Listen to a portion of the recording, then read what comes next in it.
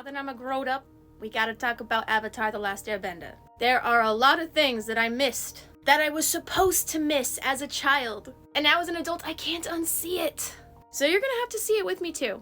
Let's watch Avatar: The Last Airbender in preparation for the massive amount of content coming out next year. There's gonna be an animated movie about Aang in his adulthood, and a brand new series called Seven Havens. It's supposed to take place in the future, but we start in the past. This is the kind of show that grows with you. And I just want to warn you, since this is a rewatch, I will be spoiling everything in every episode.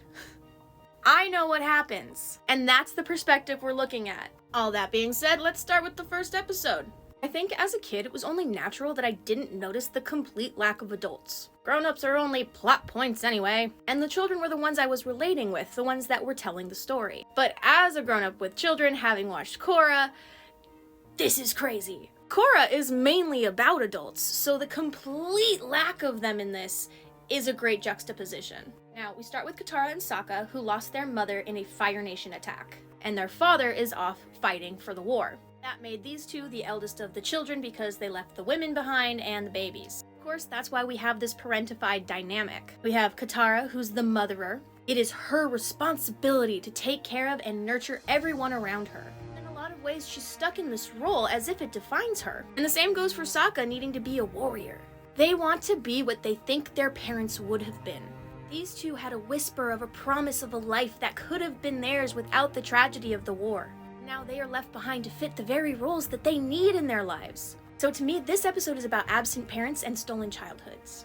I wonder why that might resonate with millennials. No idea.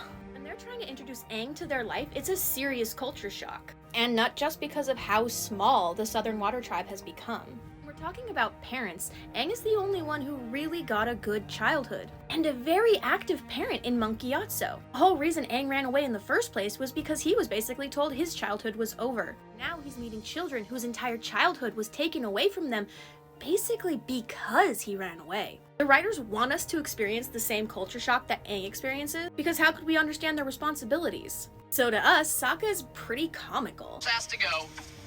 But is it so ridiculous? Sokka is the only man left who learned from the men of the tribe.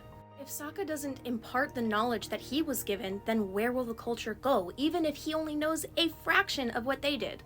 Without Sokka, nothing would be left. We see Sokka work tirelessly as an adult to rebuild as much as he can. Aang doesn't see any of that. He doesn't see that when he looks at Sokka. He sees a child. Aang hasn't even accepted his responsibility as the Avatar yet. He just wants to play.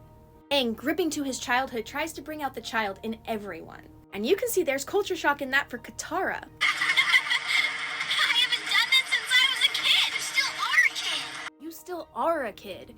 Is she a kid? Is she not a kid? Most likely Katara hasn't been able to be a kid since the men left for war. But Aang's childish behavior is in some ways just what they need in these moments of darkness. The children have become overly precautious in their pursuit of being adults, of being responsible. And partially it's Aang's irresponsibility that pushes the entire storyline forward. It pushes them all to confront the past and define their futures. Aang is really childish, and that can be dangerous when you're in a world of adults. But Aang's whimsy is necessary in a world of pragmatists. We're not supposed to know that Aang is running away from growing up. And in running away, Aang ended up losing everything he knew. So instead of mourning his childhood, Aang is mourning his life. Did someone say mourning a stolen childhood? Zuko is an amazing example of how narcissistic abuse can destroy a childhood. It just takes one bad parent. Zuko had a loving mother. And the great irony is that he has Iroh. Yet all he can feel is the abandonment and the abuse. Zuko can't even accept Iroh as a father figure, because deep down Zuko believes everything his father taught him. Zuko, like his father, believes his uncle is weak.